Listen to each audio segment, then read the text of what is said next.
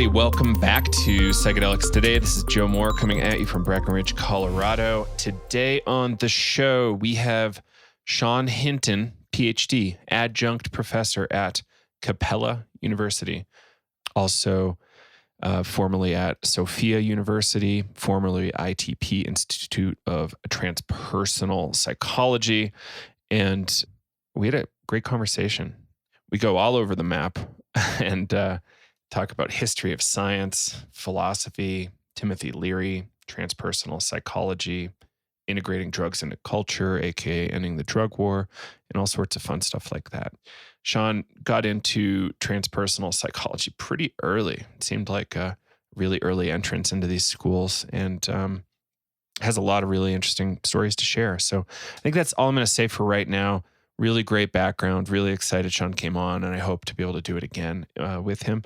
And I hope you all like this one. Just a reminder that Navigating Psychedelics for Clinicians and Therapists kicks off July 22. If you want to come, you should secure your seat sooner than later. We've sold out every class we've done so far, so we expect the same this time. This is a great course if you're interested in setting up a foundation for your career or just trying to orient yourself to find out which way you want your career to go in the psychedelic landscape and transpersonal psychology and much more. So if you want to learn more, come on down to psychedeliceducationcenter.com or psychedelicstoday.com, and you can read some testimonials, see some video testimonials, and much more. If you are not sure it's right for you, email us, support@psychedelicstoday.com. And if you're not in the market for education currently, but you like this podcast, we'd love your support. You can support us with a small monthly donation over at patreon.com/psychedelicstoday. As low as $2 a month does make a difference. And yeah, we just love to have your support. And if money isn't possible, then perhaps just tell some friends about your favorite Psychedelics Today episodes or some of our free courses like the new Religious Liberties in the USA course that you can find at Psychedelic Education Center, and a number of our other great free courses, podcasts, articles, and more. All right, I think that's it. I hope y'all enjoy this episode. We'll see you on Friday. Yeah, for Solidarity Friday. All right, everybody, take care. Hello, everybody. Welcome back to Psychedelics Today. This is Joe Moore, accompanied by Dr. Sean Hinton. How you doing today? I'm great. Thank you for inviting me to speak. Totally unprepared as usual. No, it's excellent. That's the way I like to fly too. So a past student of ours and a friend of the show said he was really impressed with your presentation at Saybrook. He's in the, I think, clinical counseling program there. And did you do some work with Saybrook recently? Well, what I do with Saybrook is I'm sort of an invited guest speaker at their RC, which is their semi-annual, I don't know, like initiation into the new students that are coming into this system there. And so I teach about 4 or 5 classes to try to get them excited about what's involved with transpersonal psychology thinking and more philosophical foundations, and that's the part I play. Yeah. Well, that's cool. Really helpful. Yeah, so I do that twice a year, and I'm invited to do it, and I keep doing it as long as I'm invited. Yeah. Awesome. And so I guess let's rewind the tape a little bit. I could pull a little Cheshire cat and ask, who are you? But really, so we got to have a really great phone call a few weeks back, and I thought your background was super interesting, and I think it's worth jumping in. So you've been kind of involved in this transpersonal psychology field for a bit now. Were you an early student at ITP, or were you at somewhere else? I was a student at ITP. I think I was a student at the crest of the wave before it crashed. I say that because there was just there was exceptional teachers. The school was financially doing its best, and they got a new administration who totally crashed and burned it within a year, which was like an amazing thing to watch. And so now I think it's called Sophia, and it has really it's not even a shadow of what it was, which is too bad, because when it was started, the people that started it, James Fadiman was one, but it was the original transpersonal thinkers of the time, Stanislaus Grof, and that whole crew of people that started it. It kind of had a little bit of a Buddhist twinge in some ways, but it was interesting. They were really interested in more of the research and definition of transpersonal states of consciousness. Right. When I got in there, they had a master's program, which was a state licensed, so they had to tweak their curriculum in order to fit the requirements for the state board, which was okay. It wasn't exciting to me because the reason I got there in the first place is I was just sort of Googling around going, I want to get into this more. And I was wondering if there's like an academic environment where I could get into it more. And they them and CIIS popped up and seemed to be the ones that were the most relevant. Naropa was in there also, but Naropa is kind of attached to their Tibetan Buddhism, which was okay. Yeah. So anyhow, that's how I got there. But it all started like many, many, many moons ago when I was a very young child. I was like 19. To me, that's a child now. But I was reading stuff like Alan Watts and some of his stuff, and some of the writings that were really popular and interesting were those of Hesse and Siddhartha and Glass Bead Game and those kind of things. So there was this kind of innate thing calling me from a long time. Right. Yeah, I don't think people are reading Hesse enough, especially Glass Bead Game, the namesake of the Castalia Foundation and whatnot. Right. Yeah, I think that's where we discussed your starting point was really the amazing Swiss writer. Really foundational for a lot of people in the psychedelic space, I think. Yeah, he seemed to capture something really well in a literary form, which one of the things I talk about nowadays when I talk about what's it all about is the thing that in my research I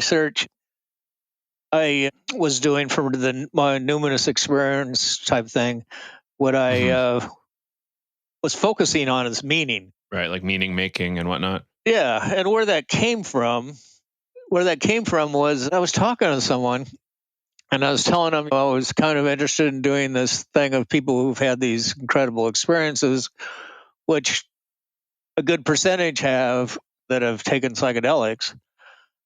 And she started telling me about an experience she had that was just like absolutely incredible. Yeah. And it was actually, and I thought, wow. And the end of the story, the punchline is, I've never told this to anyone but you. Wow. And this is this is like at the time, I think she was like 48, a 48-year-old woman. And I was saying, well, you have a daughter. You never told your daughter about this? No. Well, you were married. You never told your husband about this? No. It's like, why would you do that? It just seemed like, so I really was crazy. So then I thought, well, she had this thing that sounds really powerful and meaningful, but she never talked about it. So I was really curious if this was kind of what people do. So I started researching it, and sure enough, it's kind of what people do. So my conclusion is that these what I titled numinous experiences, using Carl Jung's term, are really not as rare as we would anticipate. Because I thought I'm going to be so hard to find people to interview, and they were just coming out of the woodwork. I was just going, oh, they're not hard at all. So we're talking anything from like a psychedelic experience to a spontaneous mystical to like UFO stuff? Yeah. Let me see. Well, I'll give you a couple of examples. One came about basically sitting on a mountaintop in New Mexico camping. Mm-hmm. And this incredible windstorm came up that lasted like a couple days, like maybe 2.5, almost 3 days. And the wind was so bad you couldn't do anything but hover down in your tent, and it was cold. And they're on this plateau, and the high New Mexico mountain plateau. And finally, one night, the wind just stopped, and it was like incredibly still. And the guy got out of his tent and he kind of walked around, and he was with his kids also. And he walked around, and he was looking around, and he noticed that all the bushes that were out there were glowing, this luminous glow. And he thought, what the heck is going on? And it just kind of it's that moment when your mind goes kashnapo, and I can't explain this. I don't even know what's going on, kind of thing. It was very powerful and emotional for him. So yeah, I would call that a numinous experience. The other one was someone on psychedelics that had great unity experience. People who during the course of having sex had cosmic consciousness experiences, were all of a sudden blown out into the where they could see the whole universe, kind of thing. Mm-hmm. I mean, really incredible. I mean, just blown out of the earth, out of the atmosphere. This is spontaneous. This isn't like planned. Yeah, this is spontaneous. Okay. Yeah, and of course, the person that had the sexual experience, the reticence there is she only told it to a couple of people, and she said she just didn't want to do it because everybody would, what's the sexual technique? And it all of a sudden became like this, what was for her a very spiritual and uplifting experience, all of a sudden became like this really mundane thing because people were more interested in the sex than they were the experience. Right. And it's kind of like the same thing happens with psychedelics. They're more interested in the psychedelics than they are in experience, and vice versa. Sometimes they're more interested in the experience than they are in the psychedelic. So that's a balance that always has to be maintained. Yeah. So anyhow, those are the kind of things that kind of came up, and there's a lot of people who had these things. They are meaningful, using various psychometric techniques, measuring these things.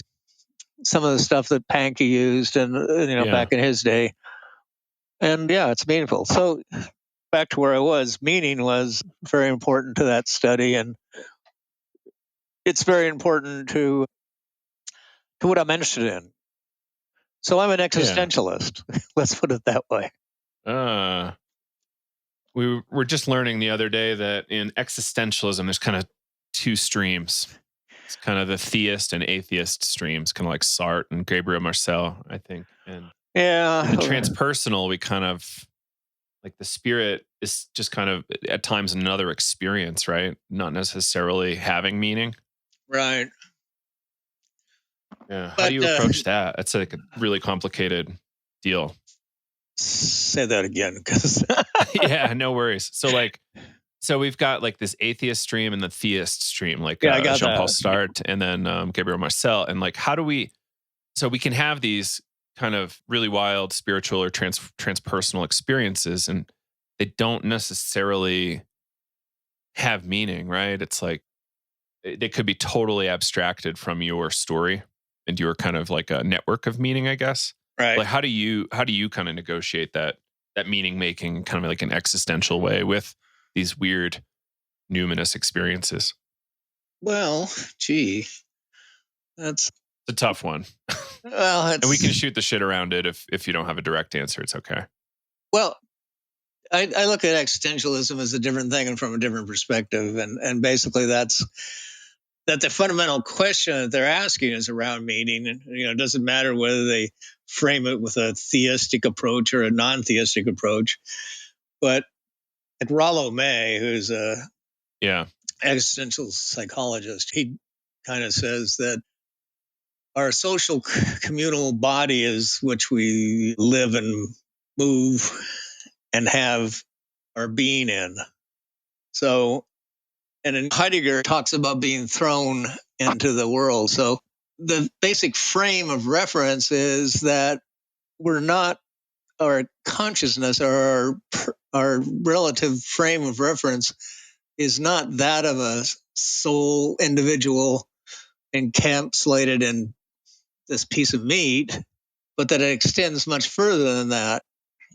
And that's kind of, and I think this is what people sometimes are shocked to find on psychedelics. All of a sudden it's like they start feeling part of the universe, or they feel they have this connection with this tree, which is a little bit of animism kind of thing. So to me, the existential point of view is more interested in the place that you're at here and now. Where do you find yourself in life? Right. Okay, not what's the theoretical garbage I can. I'm a philosophy major. That's where I started after my. Actually, I started off as an engineer. Started off as an engineer and spent 2 years in that, and as a programming major, and decided, at that time it wasn't very interesting. That graphics wasn't there yet, and the only people that owned computers were banks and government, military people. So it just didn't sound like anything I wanted to be involved in. Yeah. So so now I'm dating myself big time. But then I moved on from there to art and philosophy, got stuck in the philosophy department, and decided that I really kind of liked it. It's like philosophy's talking to people thousands of years ago. Oh, yeah. It's like an incredible experience. You can actually think, you can really have these conversations. They're sort of one-sided, but you have these conversations with what people were thinking 2,500 years ago, and it's not that much different than now, which is kind of like, that's also shocking. They had different ways of framing things. I was just reading a book entitled E equals MC square. Yeah. And it's basically about the meaning it's about the history of this whole thought idea of energy and matter and stuff like that. And he starts off with Democritus, 500 BC, and the atomic theory, which he attributes as basically the roots of quantum physics, that things reach a point where there's the minimum quantum of what it could be. Of course, quantum is related to field theory, and which is Maxwell and Clark's guys. But it's like these ideas that go forward in history. You can talk to some of the founding fathers, and so I found the bottom line is I found philosophy pretty interesting, and I pursued it for a while and got my degree in it and started a master's, and decided that I didn't like philosophy. I didn't like the group I was with. They were kind of boring. So that'll happen. Yeah. Like philosophy is quite a diverse field, right? It's not. Oh, yeah, but it's not one thing. These people were interested in self-advancement more than ideas, which is okay. That's what you do to make a living, but right. It doesn't enrich the souls of mankind. So right. So let's talk, why don't we talk about Timothy Leary? He's more interesting. Right. So philosopher, psychologist in a lot of ways. Yeah. Pioneering psychologist, like personality theory. He had some like early personality tests that he helped develop that allowed him to escape prison in a way. He did he did some really groundbreaking and academically sound stuff much early in his career. He found himself midlife and pretty, I don't know, tenuously hooked on to Harvard. Right. And hooked up with a guy that was actually doing better, which is Richard Alpert. But what I find interesting, and this is two things. One, how distant the psychological or the psychedelic guys are from him. Like, he's the guy that caused all the trouble, and nobody wants to really talk about Tim, and they always want to shit on him. And it kind of troubles me because he's such a pioneer. It troubles me too, because you can't say he's the real pioneer, because there was lots of stuff going on before him with the CIA in the 50s and all that. Yeah. There was work going on. There's Janiger, and Al Hubbard was running around the country promoting set and setting, actually, although Leary made it famous. But the thing is that his question, and this is where I think people don't rock him. there was who's the English guy that wrote Huxley. Huxley? Yeah, Huxley wanted to say, let's keep this to the intellectuals because it's a very strong tool, and it's good for extra stretching our brains and whatever. And we'll give it only to artists and people with degrees or something. I don't know. He was kind of elitist kind of guy, and I kind of get his viewpoint. It was a safe road to plow. Then Leary comes along and says, you know what? We have no clue of what to do with this. Right. And start putting boxes around it. We're just going to get confirmation of our boxes. Or, you know what I'm saying? Yeah. Like 90% of research, I mean, because I do a lot of dissertation mentoring and I read a lot of dissertations. And it's true. 90% of the stuff is just proving what's already known and safe to do. And creating boxes that you know that when I finish my research, it's going to prove what I started out to print. So part of your research design is basically to design success. You know? I mean, that's sort of a jaded view. I agree, but there's some truth there though. That's worth considering. Yeah. It's like we can talk about what we know and get this. So this is my advice to PhD things. Okay. Consider the field a table. Now consider your half of the table as your half of the table, and then divide that into quarters, and then divide that again. And when you get down to something that's too small to put your plate on, that's what you want to do your research on. Yeah. So it's always a very, very small area of what is already known but hasn't been illuminated sufficiently, let's say. Yeah. So you're just casting light on this very small thing.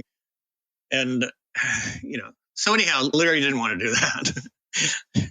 He knew that this was a thing leading to not much in terms of. So when he designed it, he said, let's just hand these things out with questionnaires, and people will take them as they wish and do as they wish, and then they'll fill out that's the only obligation they had, was to fill out the questionnaire and hand it back to us. Right. That sounds kind of stupid, but it's kind of a naturalistic study. Like instead of putting people in a room and having people take their temperature and all these other horrible things, they would just say, tell us what happened. So quickly they realized that set and setting were obviously important. But other than that, I don't think they came out with much, which was probably because I don't think they ran the thing properly in some ways by today's standards. But it opened the thing up to questioning. It's like, what is the real value of this? What is the real potential of this? Where it is also a social experiment. How does this fit into the lives of those people that are involved in this? And I think we're still at that place today. Right now, fast forward, what happened is got a draconian government that decided to shut everything down. But I can't say that I blame Leary for that. I think I'd blame the government that didn't. Quite a multifactorial story. Like unless you read like 10 books on the story, you're going to be blown out by the propaganda and not really understand it. Right. And there was so much negative propaganda, which you always beware of the media. Right. Yeah. I mean, the media, it is not there to give you information or enlighten you. It's there to make money. What was Tim Leary's phrase there? I don't know. What was it? Think for yourself and question authority. Right. Think for yourself. He loved the acronyms, TFYQA. Yeah. Well, I agree with that too. My philosophy is always be a true non-believer, which is, goes back to the skeptics of 2,500 years ago. Right. So anyway, I think he had a legitimate start. Unfortunately, he got a lot of press, which went to his head, and he soon realized that he liked being a superstar more than being a researcher. Right. There's a lot of reasons why. Right. For sure. Well, number one, he couldn't do research because he got kicked out of the university. And number two, he was still on this path that if we don't get this out, and I think there's some legitimacy to that, and it's like, if we don't get this out fast, it's going to be controlled, and then the people that have power are going to be the ones that are brokering us, which is kind of where we're going today, I think, in a different direction. Although in Portland, you can go take mushrooms or something. So that's kind of interesting. Almost 2 years out, a little less than 2 years before it's legal. Right. But they did just decriminalize all drugs, to the best of my knowledge. Yeah. It's pretty incredible. Yeah. They did the same thing in countries. They did it in Portugal. Yeah. Portugal. Like, that's a really big win for a place like Portugal, right? Like, decreasing their total burden of law enforcement and actually providing health services. Yeah, and then the apparently the addiction rate's gone down. It's pretty phenomenally positive, I think, according to, again, the media. Right. Or I read it on the internet. Oh God. Yeah. So we have to be skeptical. But so the social thing, I think, is really interesting, and I think it's the most relevant thing today. Because what we have going on now is a lot of really good research, and I commend the people that are doing this research. I know some of those people personally, and I think it's fantastic because what they're doing, what they have to do, what they've been forced to do, is to prove efficacy. So let's take something like smoking cessation. Is there an efficacy if we have psilocybin-assisted therapy? And so this is the kind of stuff that's going on at Hopkins. It's the kind of stuff that's going on in different other places with ibogaine and ketamine and all kinds of stuff. Right. So but it's kind of like shoveling the shit out of the trench. You've been in this trench all this time, and now you have to shovel the shit out of it because you're going to die in there if you don't. Right. And so we're shoveling the shit out of the trench to prove efficacy, to change the scheduling. You mean like the shoveling the shit would be like the propaganda left over from the drug war? Well, the shit is really the scheduling. Right. So how do we get rid of the scheduling? Well, first of all, we have to prove efficacy because it says that there is no use for it, part of the scheduling thing. So we disprove that there is usefulness, and then that it may cause harm. We have to disprove that. So this is the kind of stuff that they're shoveling out of the trench. Right. Which is good. Okay. It's good, hard work. God bless the people that are doing it. But okay, so once we get it rescheduled, let's say, where does that leave it? It's still, because the direction it's heading is, these are tools for medical professionals, and I say medical, not necessarily psychological or therapists, medical professionals to use as effective tools for mental disorders. Right. So, is that the greatest and best use of this product? Like, minimizing mysticism to medicine seems a little awkward to me. It doesn't seem straightforward. Yeah. And so the social thing, so this, to get back to the conversation of Leary, the social thing is really an interesting, problematic thing. Because, and then you've got the mystical shaman people on the other side. Everything has to be done in a ritual, and we're going to define the ritual. We're going to beat the drum a certain way, and it has to be a certain type of drum made out of deer skin. And you kind of go, is this the best possible way to do this?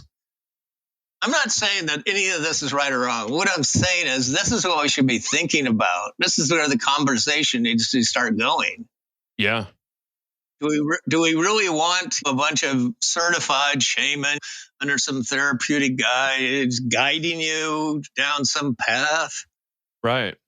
Because you got to understand, this is because those people that guide you down the path, you have to have a lot of trust in them, or they could be a Charlie Manson. Mm-hmm. Yeah. There's evil in this as well as God-given good, or whatever you want to call it. So how do you do it? Right. There's a lot of room for manipulation and a lot of room for harm.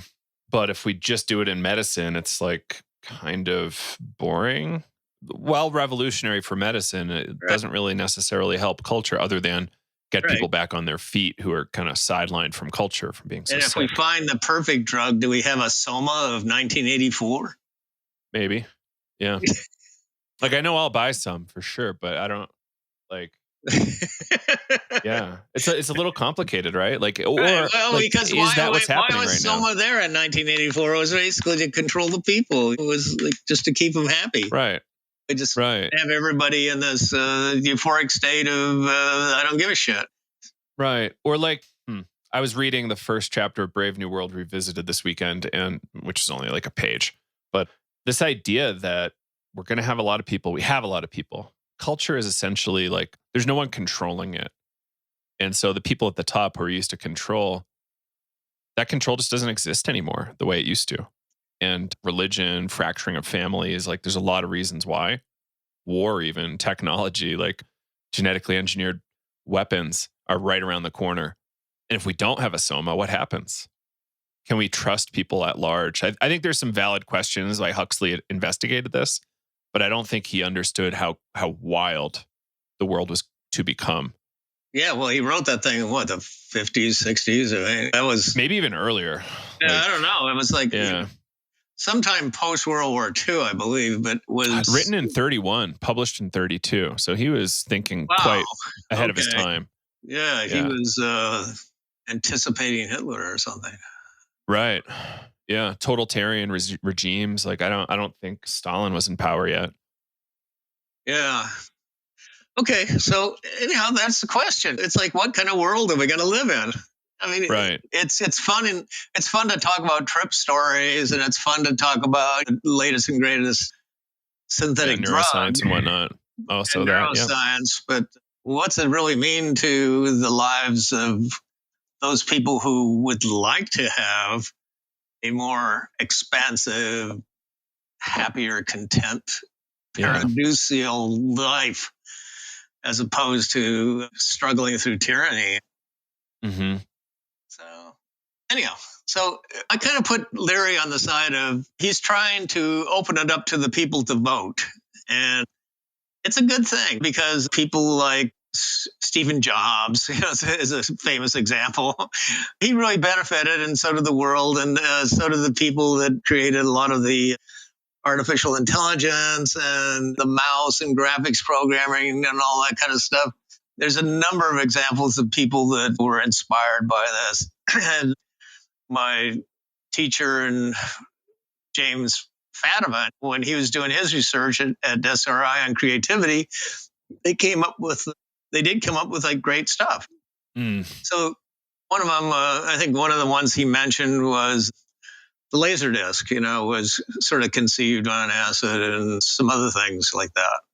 Right. I think there was this needle for vinyl albums, and it was like this air jet that like didn't actually wear down the album as much as you would normally with a needle. That would be cool. Yeah, well, I think that came from an LSD experience, and it was developed. That would be great vinyl. And possibly like the predecessor. I think that was like in the same line of thinking as the laser disc too, which is really cool. I guess predecessor to the compact disc in a lot of ways. Yeah, and there was something about Ampak prior to, way back, the guy that started Ampex, the tape recorder company, had something to do with LSD. I can't remember the story now. Oh, interesting. But yeah, there's some great creative uses, and they advanced mankind tremendously.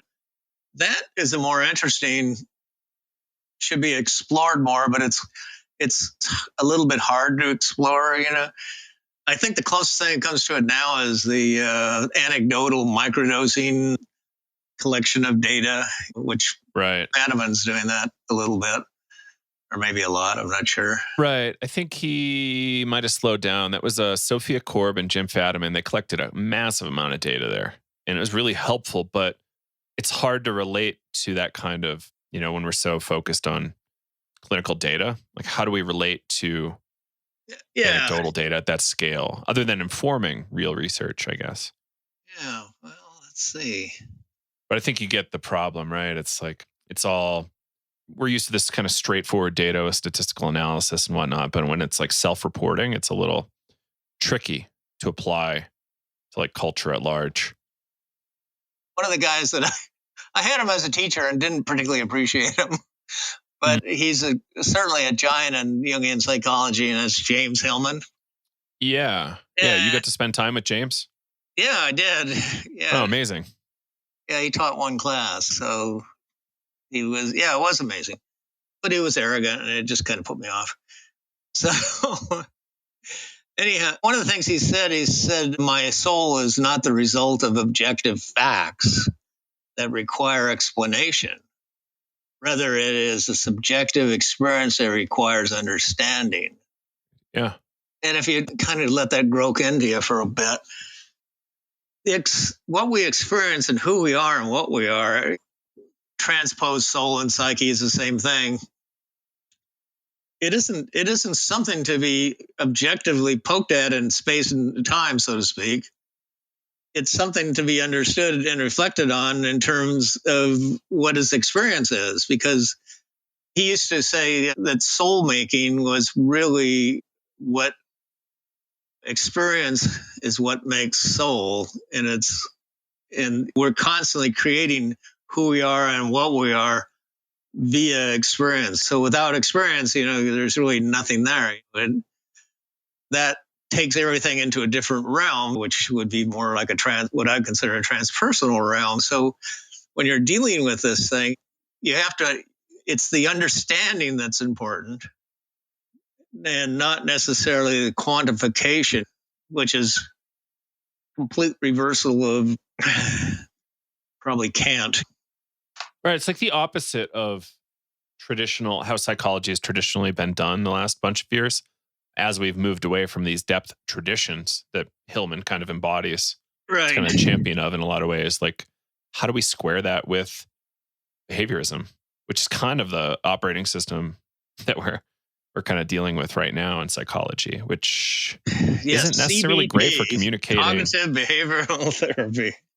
I remember having like violent reactions to an ex-girlfriend of mine studying CBT when she was in school to be a therapist. And I'm like, it just reduces humans to dogs. Like that was my reaction. Well, but it's tools. Helpful tools. I didn't start off with a PhD. I started off with agreeing with philosophy. Mm-hmm. I mean, I didn't start off in psychology. I was interested in psychology, but when I looked at what was going on, it was all Skinner. And I was thinking, like, learning how a rat behaves in a box doesn't translate well to human experience. And it became very popular because it was useful.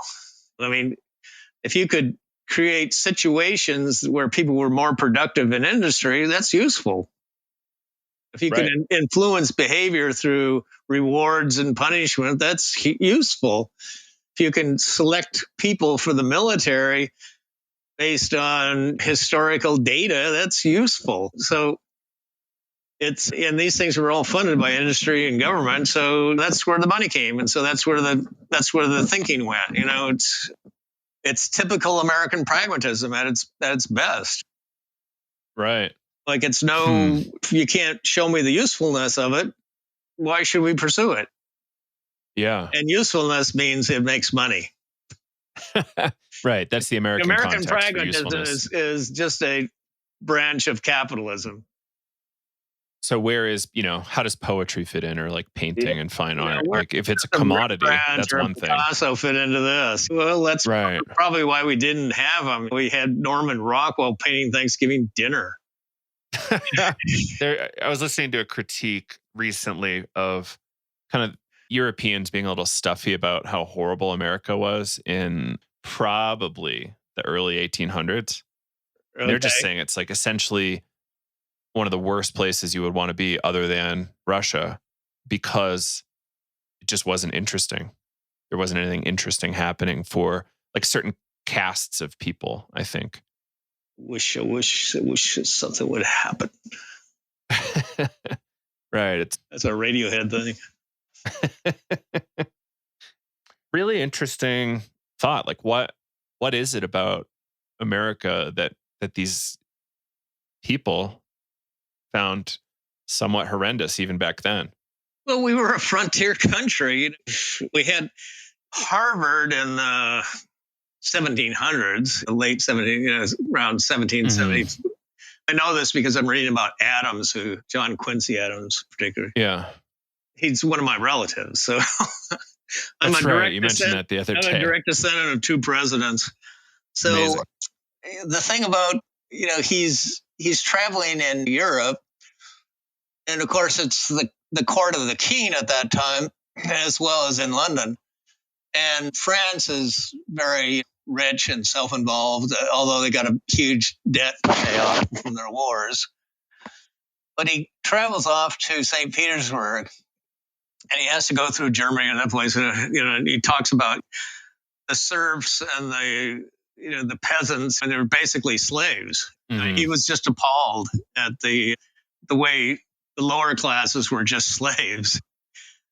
And so, in America was much more advanced on the human rights side in that particular period, but not on the infrastructure side. So he went off to Harvard, where I think there was 9 teachers.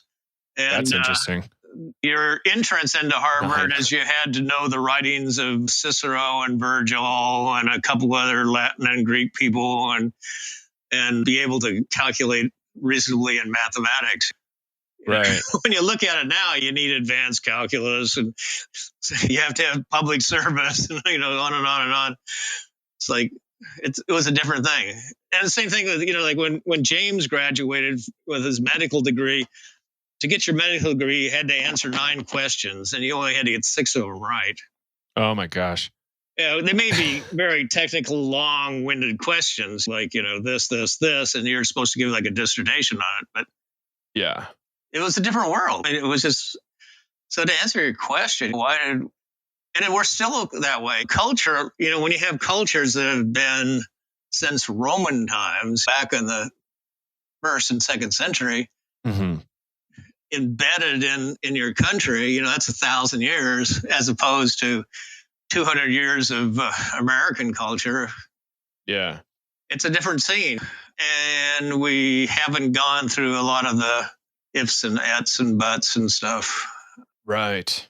Which makes sense in a lot of ways. And that's perhaps why, William James and whoever that other guy was that kind of founded psychology departments at around the same time, or at least research labs at around the same time in the US. Like that's why William James was so influential. It was kind of virgin territory in a lot of ways.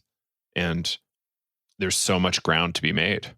And not to mention his background being kind of perfect for entering into this kind of research. James was an amazing guy. He was well read, and he was a brilliant guy. He thought things through. And today, I think anybody can benefit from, people do still benefit from reading. But the American, they just left him in the dust. And, he was ahead of his time. And the Europeans sort of adopted the Freudian model, and the Americans later followed suit. But what they fell in love with was behaviorism, and for the reasons I already said, I think it was just more pragmatic, and more well funded. Right. And also didn't lead to very good conclusions. Like the famous thing is the rat and the addiction thing. Right. The rat has nothing to do, it just gets stoned. But if you give it something entertaining, it loses interest in getting stoned all the time. Right. Right. You base 40 years of medical stuff on research that's not well designed. It's like cholesterol or something. It's like, what? Yeah. Anyway, we're wondering. We're beating the weeds in all the fields. So we've got a bit of time left, but I'm kind of curious, like where would you be most interested in seeing kind of psychedelic research go, maybe at the university level or even kind of grassroots research? Wow. Okay. one of the things that there's two areas that I find, and I've already talked about the social thing. I think the social political implications should be thought in parallel with the legal implementations. There's groups that are doing a lot of work on the legal framework, and for those people out there, I think you should support them. Because changing the legal framework is going to be important. But then so that's political science. And then the other side of that is sociologically and anthropologically, how have these things been integrated and how should they be integrated? I mean, we're talking about substances been used from Egyptian to Greek to you name it. Right. Some are very successful. The Greeks seem to got the key on it. At least everybody seemed to have a good trip. And their culture lasted so long. I think partly because of the mysteries. And the mysteries lasted really a long time after the collapse of their culture, but was eventually suppressed by our friends the church. So success.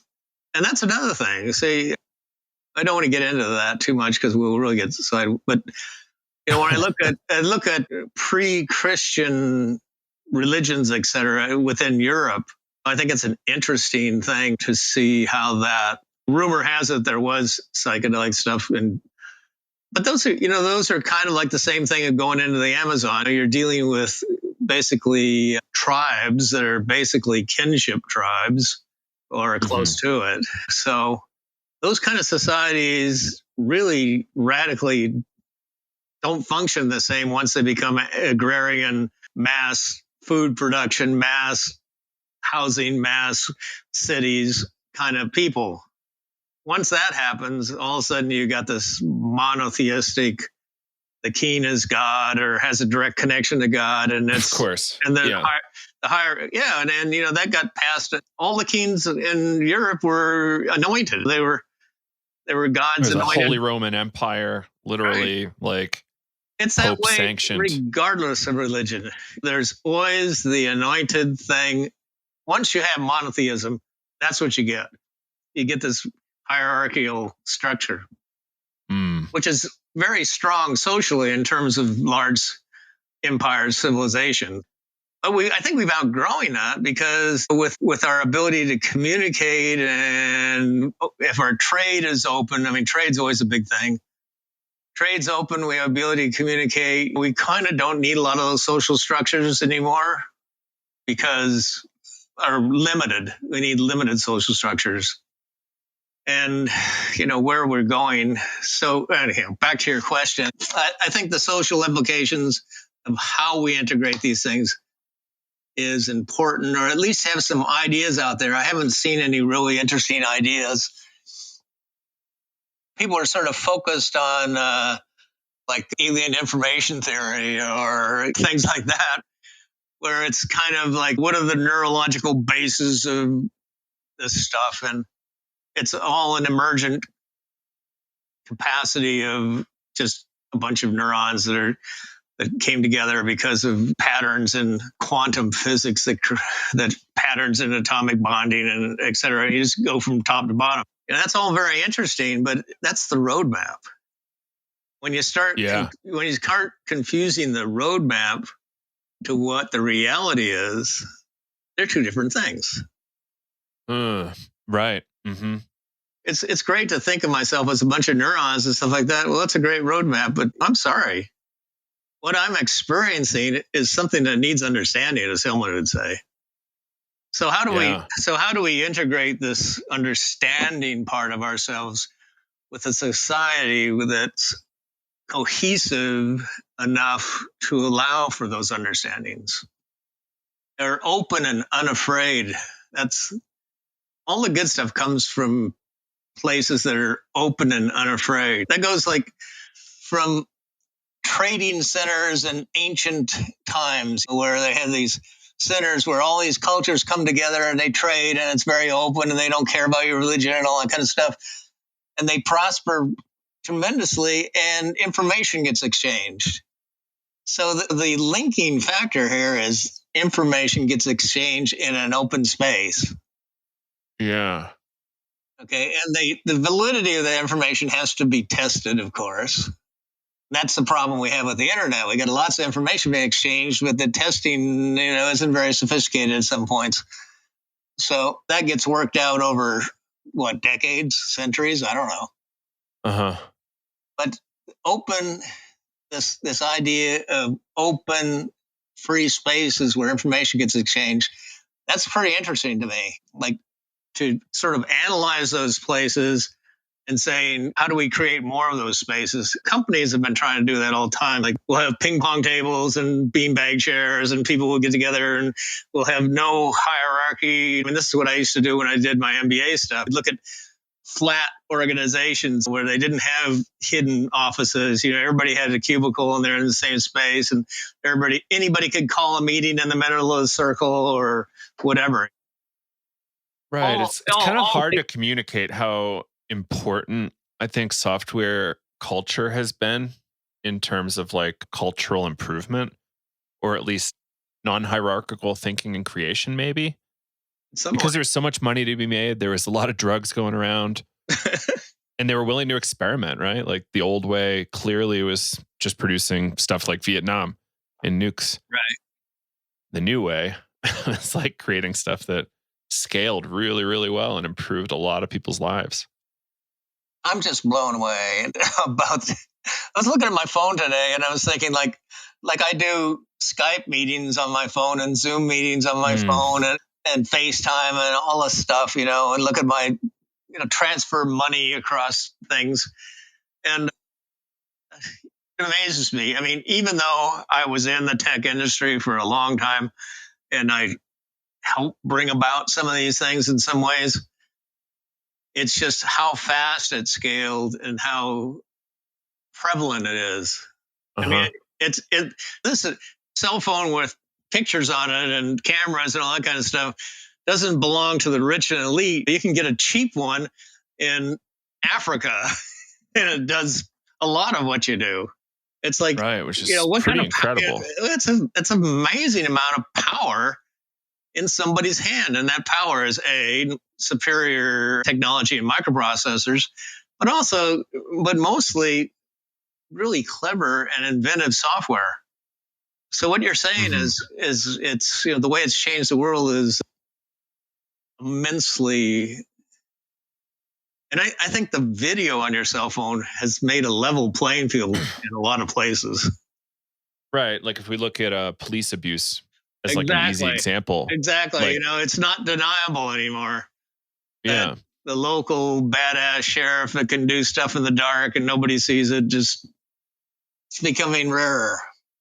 Which is amazing. It's a historic development. It's a power shift. So there is a big power shift. So you can understand how my concern is in terms of the psychedelics. Do we want to put the power and control of this all into a limited professional field like medicine? Mm-hmm. Which means that it's a yes or no at the discretion of somebody that's not you. Right. Like that's really complicated to me. Like that's why we need to talk about it. It's the most complicated thing out there. Like I was in discussions with this person the other day, and he essentially wanted me to agree with him that I don't believe in the decriminalization of all drugs, including psychedelics. And I just couldn't. I can't come up with a narrative as to why I could get behind that. It's just he wanted you to agree that it shouldn't be decriminalized? Psychedelics should be excluded from decriminalization was his statement. And that we need a path towards regulation, kind of like Leary's pilot license model. He thought the harm would be too great in decriminalization, which I don't necessarily agree with. Yeah, well, and the problem is you keep shifting the power back to somebody at the top. Right. Okay, we're going to have it, but you need a license. Okay, who's going to determine how you get a license? And who's bureaucrats? And if they don't, they're going to put all kinds of things on there. So it's like gun control. Right. As a parallel thing. Well, okay, certainly we don't want crazy people out there or idiots owning weapons that can, blow the block of your engine out of your car. But how do you regulate it and still have a free and open society in a way? And boy, am I going to get in trouble for saying this? I'm going to probably get hate mail. No, But right after it's the Second Amendment for a reason, right? It was like free speech / religion, then guns it was to help back it up. because British troops were tramping into people's homes and they didn't have any way of defending themselves. It's right there with quartering of troops. It's like a Right. kick down your door to say, oh, by the way, 8 of our men are going to be staying in your home. It just didn't go right with early Americans. And so they put up these things like we have a right to defend ourselves and we have a right to not have to have troops quartered in our house. And you live in California and you're saying this. So yeah, I know. There's something there. But I look at the other side of that and I think, oh my God, I don't own a gun. I don't really pretend to want to own a gun. Mm-hmm. But I'm just saying there's a parallel in the discussions here. Right. So I have no real side on this. Yeah. It's it's a weird contrast, right? Like we want to be very critical of the federal government. I in my mind, I do. Like they've done a lot of really horrible stuff. They've done some okay stuff, but they've done some horrible stuff around drug policy, especially MK Ultra, et cetera. Well, let's take another parallel. Let's take the financial situation. When we deregulated banks and these genius people that know so much about money practically caused the whole economy of the United States to collapse, you kind of think it was a little bit better when we had a little more regulation. Right. And they tell you to calm down and say, you just don't understand. Government is, my opinion is government needs to serve the people, serve the betterment of the common man, and B, regulations are the price we pay for civilization. You don't want to say it's okay to steal cars or murder people since 3000 BCs, they've had codes of conduct written, and that makes sense. Like don't kill, don't steal, that kind of stuff. Mm-hmm. So there's certainly everything has to have the question of balance. Yeah. And the question is always going on and on and on and on and on. And I'm fine with that. When it gets too far out of balance, I start feeling very uncomfortable. Yeah, you got like me the way you thinking. say that. There's a lot here. The social questions, again, are not simple. And they need to be discussed by intelligent and people. My opinion is like, okay, how do we do this? Well, first of all, get rid of the legal status. It's only caused immense amounts of suffering. Yes. Back when heroin or laudanum or opium was legal in the United States, the addiction rate was pretty low. Yeah, and doctors were able to provide appropriate services. Yeah, well, you could just go to the pharmacy and buy it. You didn't even need a doctor. Yeah. If you were in 1850 or something, you go get your bottle of laudanum and you got rid of your stomach cramps. Abuse is a problem of personality problem. It's not a medical addiction problem, I don't see. And that's been sort of proven. You're saying like exposure to chemicals isn't the only factor contributing to addiction? Right. Because yeah, absolutely. It's more complex than that by a long shot. People are addicted to food. People are addicted to sex. Gambling. People are addicted to this and that. They're addicted to having a fascination with money. I don't know. I mean, you can get addicted to anything. It's a compulsive disorder almost. Right. And I think there needs to be a lot more work on that than on it's a chemical dependence, because I think the chemical dependence thing is yes, but no. Yeah, it's not complete. It's very partial. Well, that's what there was. I don't know. There's some statistic about how many people were taking heroin regularly during the Vietnam War in Vietnam, and they all came home, and maybe 10% of them stayed addicted. Right. And that is such a contrast from our popular Well, what understanding. happened? Well, what happened is they're no longer in hell, you know? Yeah. Good point. So, Right. so addiction is a way of alleviating suffering, you know, and it's, Right. We adapt. you know, usually it's associated with trauma a lot and all kinds of other things, but there's some sort of suffering goes on and these chemicals seem to alleviate it. But the trouble is they're illegals, a lot of them, and it causes untold problems. Right. Like the opiate death thing now is really, let's take the scenario of somebody gets addicted to opiates via prescription, very strong prescription opiates. And they kind of live with that. And they can't get their prescription anymore. And so they go to the black market. And so the black market, they start getting fentanyl and things that are really deadly. And then we have a bunch of people dying on the street.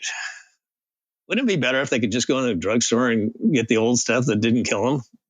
Safe supply. Yeah, it's like they pass out needles, but they won't pass out the drugs. Right. In Switzerland, they've been shown that the harm from heroin is essentially only because of black markets, and they're now having like near zero needle-borne infections. We don't even need to talk about the addicts. Let's talk about the harm it does to society. The millions of dollars we spend trying to suppress this stuff, and the billions being made by cartels, and the violence that involves with that fighting over money. It's like that. You and me talked, a couple weeks ago about that movie Murder Mountain, or what it was. Oh yeah, yeah. It's about Humboldt County. And you see the contrast between the hippie living out in the woods that starts growing this stuff to supplement his income, and then how it becomes more and more profitable, and then pretty soon you have criminal elements moving in because it's a good place to hang out and do your thing and grow this stuff, and then then you start having violence and murders and shit like that going on. That would have never happened if it was just open and free and nobody cared. Guy I really look up to, the executive director of DanceSafe, Mitch Gomez, says regularly most drug harms come from prohibition. And I wholeheartedly agree after catching up to him on my reading list. The amount of alcohol consumption in the Americas went up substantially once we had prohibition. Right. It was kind of like the hip thing to do. So, okay, let's get back to research. What would be interesting? The social aspects are interesting because there are bad things that can happen by integrating these things into society, and there's good that can happen. And, how do we tip the balance in the favor of the good and not become a bunch of bureaucrats trying to regulate? That's going to happen here in the next 10, 15, 20 years. I don't know. Right. Because as we kind of move down this path of more and more deregulation, we're going to start having to deal with it. Mm-hmm. The other question is, I find LSD an interesting thing. It's like nobody wants to talk about it. Oh, it's so cheap, so powerful. Really fun at times, terrifying other times. Well, that's the nature of it. And there's all kinds of things like the eco people. It's not natural, it doesn't have the spirit in it and all that, the mushrooms. Of course. And then, I don't know. It's just, it seems to have a very bad rap. Whereas at one time it was the thing that didn't have a bad rap. So there are some big companies that started doing more research recently to try to bring it to market again. Right. And I hope that happens. I'm a little concerned about these companies being like organizations that could perpetuate the drug war further, though I've had some of their CEOs tell me they won't. But I kind of have my doubts, right, once they have their financial incentives in place. But Well, the thing TBD. is do they? It's you need a big market probably, and what I'm saying is microbreweries have sort of proven wrong that you don't need to be big to be profitable, Right. Mm-hmm. which I think is great. And they haven't really affected the big guys, I don't think. People still gulp down gallons of Budweiser. And what happens is they get gobbled up by Budweiser and a lot of these big organizations. Well, So, that's on the conscience of the person that sells out. right. But microbreweries aren't about the beer, as we know, at least in my opinion. Because most of the beer is pretty mediocre or outright crap. It's more about another place to go hang out, like It's a about reincarnation of the public house. Right. It's like the pub back in England or Ireland or Germany or somewhere. It's where you hang out. The stuff's made local and you get to eat pub grub. So who has the best? Like in a small town like Santa Cruz, there's a number of microbreweries, but it's kind of like you kind of go to the ones that have the best combination of ambiance and pub grub. Right. Or you go to the one that has the most variety in their beer. So depending on your what's it's all about. Right. And this is also just like American culture repairing from prohibition, because breweries were everywhere pre-prohibition. And then these massive organizations kind of like came back rapidly after prohibition was wrapped up. So we're just kind of like recovering from where we were in the 1910s in some ways. There's a lot to say about this stuff, for sure. It's a long, convoluted history, and prohibition plays a number of parts here. All right.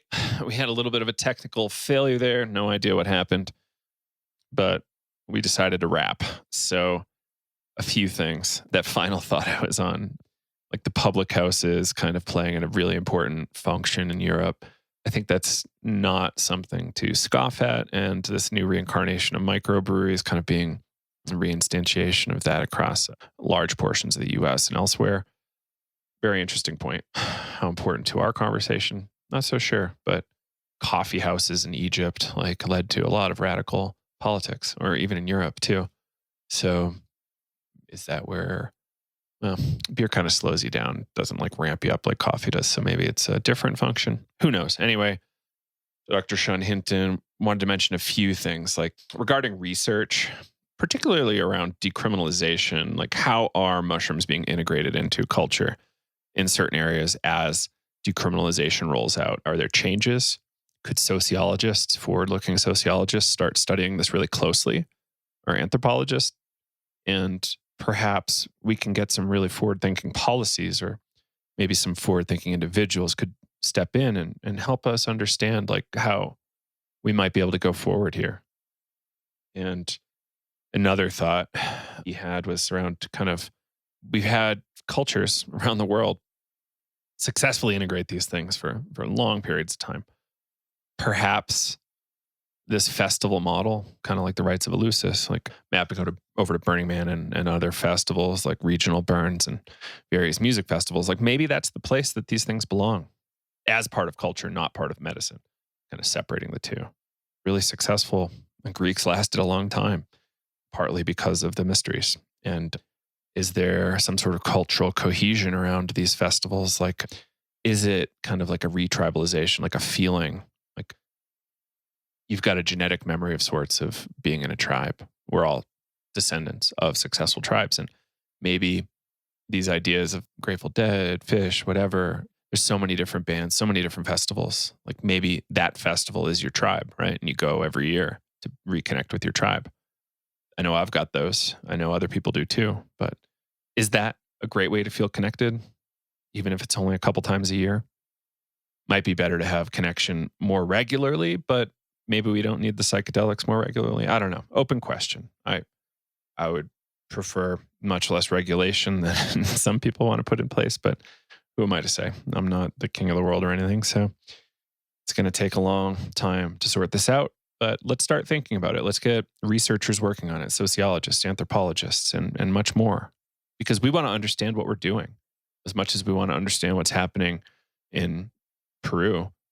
in these, ancient cultures, maybe we also want to spend some time looking at ourselves. Like, what are we doing from a more objective lens? Somebody who's like a serious researcher could help us figure that out.